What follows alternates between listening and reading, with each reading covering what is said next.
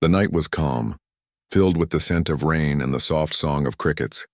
In a small valley between the mountains, a woman named Alara sat alone beside a dim campfire.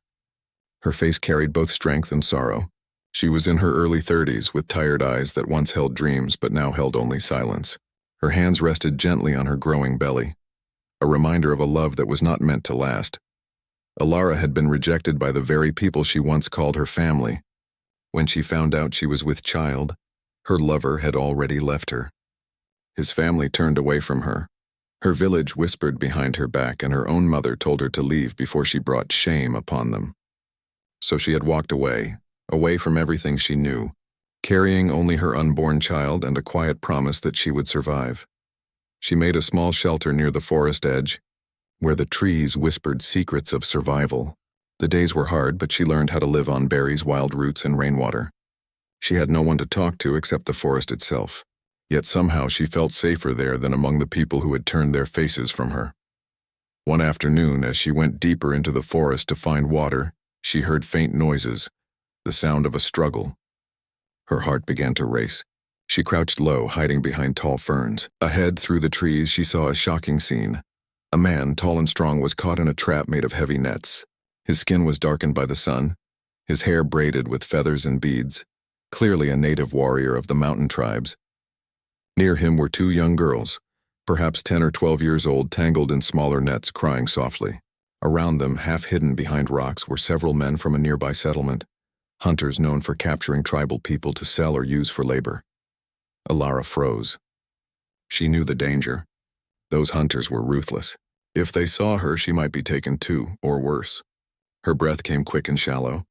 But as she looked at the frightened faces of the warriors' daughters, something stirred inside her. She had known pain, loneliness, and rejection, and she could not bear to see it in the eyes of those children. As darkness grew, the hunters decided to rest.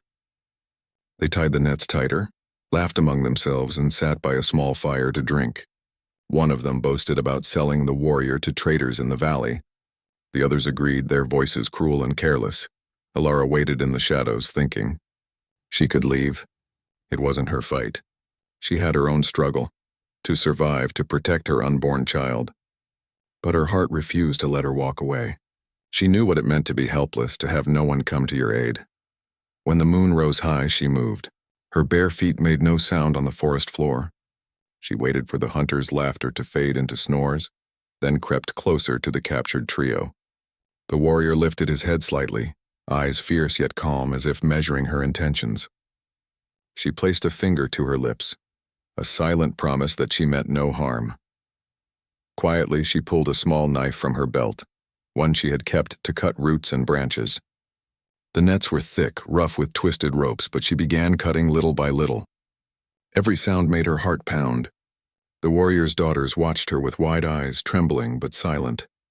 After several long minutes, one section of the net loosened. The warrior whispered something in his native tongue, a short word that seemed to mean thanks. His arms broke free first. Then he helped Alara untangle the ropes around his daughters. Their wrists were bruised, but they made no noise. The forest seemed to hold its breath. Suddenly, one of the hunters stirred. Alara froze, her knife halfway through the last knot. The man turned over, mumbled something, and went back to sleep.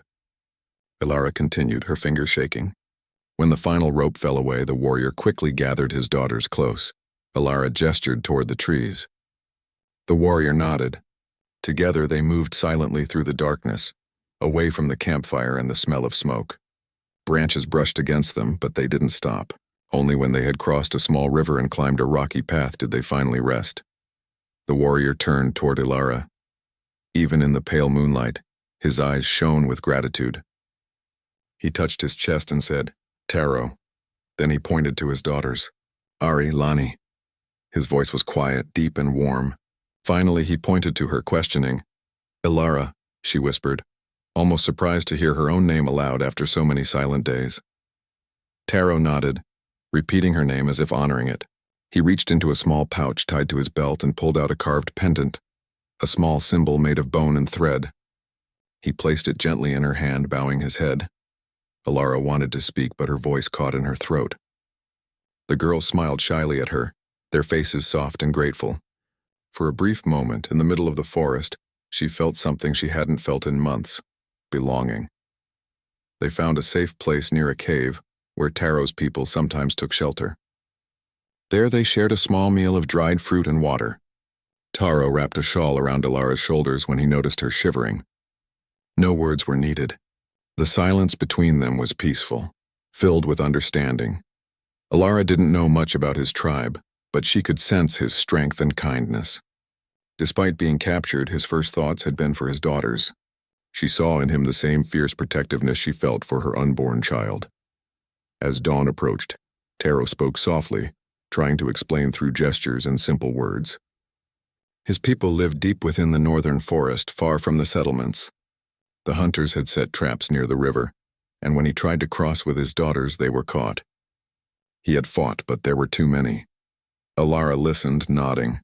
She couldn't imagine what would have happened if she hadn't passed that way. Maybe it was fate, or maybe it was something more. Two souls lost in pain, finding each other by chance. When morning came, the forest came alive with light and birdsong. Taro prepared to leave, needing to return to his tribe before the hunters realized he was gone. But when he looked at Alara, he hesitated. She had saved him and his daughters, yet she had no one to protect her. He pointed to the distant mountains and then to her belly, asking with his eyes what she would do next. Alara lowered her gaze. "I don't know," she murmured. "I just want to keep my baby safe." Taro's daughters came close and touched her arm as if inviting her to come with them. The simple kindness in that gesture filled her heart. For the first time in a long while, she felt seen, not as a mistake or a burden, but as a person who mattered. The decision wasn't easy. Alara looked back toward the valley where her old life had ended. The people who had rejected her, the cold looks, the cruel whispers. Then she looked toward the forest where a man and two children had offered her silent acceptance. The wind brushed through her hair, carrying the scent of pine and earth. She took a deep breath and stepped closer to them. Without a word, Taro smiled faintly and nodded. He motioned for his daughters to walk ahead. Alara followed, her heart trembling but light. As they disappeared into the deeper forest, the first rays of sunlight touched their faces. Alara didn't know what awaited her, but she knew one thing. She was no longer alone, and somewhere deep inside her, hope began to grow again. The morning sun filtered softly through the trees as Alara followed Taro and his daughters deeper into the forest. The air smelled fresh, carrying the sound of rustling leaves and distant birds. Her feet ached, but her heart felt lighter than it had in many months. For the first time, she walked toward something new, not away from something broken. Taro led the way with calm confidence, his daughters walking close beside Alara. Ari, the elder one, carried a small basket made of reeds. Lonnie, the younger, held Alara's hand without fear, humming a soft tune as she skipped along the trail. Their warmth made Alara smile, a gentle, genuine smile she hadn't felt in so long. They traveled for hours, stopping to drink from streams and rest in shaded spots. Taro would sometimes point to certain plants or berries, teaching Alara which were safe to eat. Though their words were few, their eyes spoke kindly. The forest no longer felt like a lonely prison. It felt like a living world full of quiet care. By evening, they reached a place where tall trees formed a circle around an open meadow. Smoke rose gently from the distance. Alara saw huts made from branches, clay, and woven grass. Children played near a stream. Women worked near fires, and men shaped tools from stone and wood. "This, my home," Taro said softly. The villagers noticed his return and ran toward him, their faces lit with joy. The elder women hugged his daughters. Some began to cry softly, thankful they were safe. A few of the men clasped Taro's shoulders, speaking words Alara couldn't understand. She stood quietly behind, unsure what to do, her heart beating fast. When they noticed her, the laughter and movement slowed. Dozens of eyes turned toward her. A stranger, pale and weary, with a round belly showing her condition. She felt their stares like sharp air. Her hands went to her stomach protectively. But before fear could rise in her chest, Taro stepped forward. He spoke to his people in their native tongue, his voice calm and firm. The villagers listened. When he finished, the elder woman, perhaps the leader or healer, stepped closer to Alara.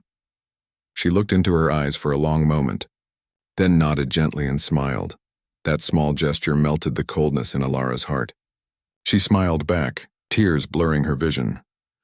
They led her to a hut near the forest's edge, clean and simple, with woven mats and warm blankets. Ari and Lonnie helped her sit down, bringing her a bowl of warm broth made of herbs and grains. Taro placed a small piece of firewood into the flame, then looked at her and said quietly, "Safe now." The words, though few, carried deep meaning. Alara's eyes filled again, but this time with gratitude. She whispered back, "Thank you." Days turned into weeks. Alara slowly began to understand the rhythm of the tribe. The mornings were filled with laughter and work, gathering fruit, fishing in streams, weaving baskets, and caring for children. The people lived close to nature, taking only what they needed and sharing what they had. At first, Alara felt shy, unsure of her place. But the women soon began to include her in their daily tasks. They taught her how to grind grains and make soft bread from forest roots. The children, curious and playful, would often follow her around, giggling at her gentle attempts to learn their words. Ari and Lonnie became like her own daughters. They would braid flowers into her hair and bring her fresh water every morning. When she felt tired, they would sit close and sing softly to her unborn child. The sound of their voices always filled her with peace. Taro was often gone during the day, hunting or guarding the tribe's borders, but he always returned before sunset. He would bring fruits, firewood, or sometimes fresh herbs for her. He never said much, yet every gesture carried quiet respect. One evening, as the sky turned golden and soft, Taro came to her hut carrying a small wooden cradle. It was carefully carved, decorated with feathers and beads. "For baby," he said simply.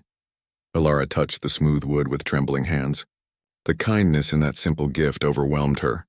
She looked up and saw his steady gaze, full of warmth and trust. Her lips curved into a gentle smile. "It's beautiful," she whispered. As the days passed, her bond with the tribe grew deeper. The elder woman, whose name was Suma, often sat beside her, telling stories through gestures and songs. Though Alara didn't understand every word, she understood the emotions, stories of courage, forgiveness, and hope. But peace rarely lasted forever. One afternoon, a scout came rushing into the village. His words were quick and urgent. Taro's expression hardened. The others grew silent. Suma came to Alara and gently touched her arm. "Stay," she said softly, motioning for her to remain inside. Alara watched from the hut's entrance as Taro and several men prepared their bows and spears. Her heart filled with worry. She wanted to ask what was happening, but her voice refused to come out.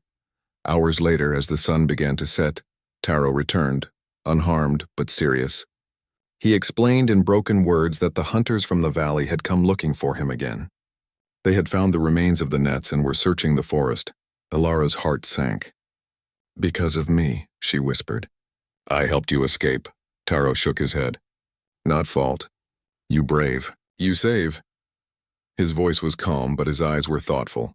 That night, the tribe stayed quiet. Fires were kept small, and no one left the village. Alara lay awake, listening to the sound of the forest. She felt fear, not just for herself, but for the people who had accepted her. In the early hours of morning, she decided something. She could not bring danger to those who had given her shelter. When the sun rose, she quietly gathered her few belongings and stepped outside. Her plan was to walk back toward the open plains far from the tribe's home. But before she could take more than a few steps, a soft voice stopped her. "Alara," came Taro's low tone from behind. She turned, startled. He stood a few feet away, watching her with calm eyes. "You go?" he asked quietly. Tears filled her eyes. "I can't stay if they are in danger because of me." Taro took a slow step forward. "You saved my life. You saved my children. You are family now."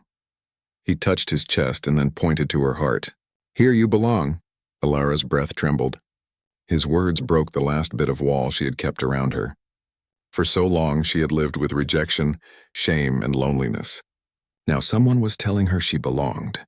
She covered her face, crying softly, not from sadness, but from the sudden weight of being loved, not judged. Taro stepped closer and placed a hand gently on her shoulder. "We protect," he said simply. "Together." After that morning, Alara stayed. The tribe built stronger watchposts and made sure the children remained close. The hunters never came. Maybe the forest itself protected them, or maybe fate decided that kindness deserved peace.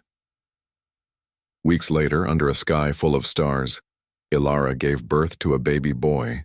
The whole tribe gathered outside her hut, waiting in silence. When the child cried for the first time, joy filled the air. Suma blessed the baby with herbs and a soft song. Taro held the newborn carefully, then placed him in Ilara's arms. "You strong," Taro said, smiling gently. "You mother." "You brave." Ilara looked down at her baby. Small, warm, perfect. Her eyes filled again. She whispered, "His name will be Hope." The tribe repeated the name softly. Hope. Their voices carrying it into the night like a promise. In the days that followed, Ilara walked through the forest with her child in her arms, Ari and Lani beside her, Taro walking a few steps ahead. The pain of her past no longer haunted her. She had found her place among people who saw her not as a mistake, but as a miracle. And whenever she looked at her baby, she remembered that a single act of courage, freeing a stranger in the dark, had given her a family, a home and a reason to live again. The forest wind whispered gently around them, carrying peace through the trees. Ilara smiled, knowing that sometimes, even after the deepest rejection, life still offered a second chance, not through wealth or power, but through kindness and love.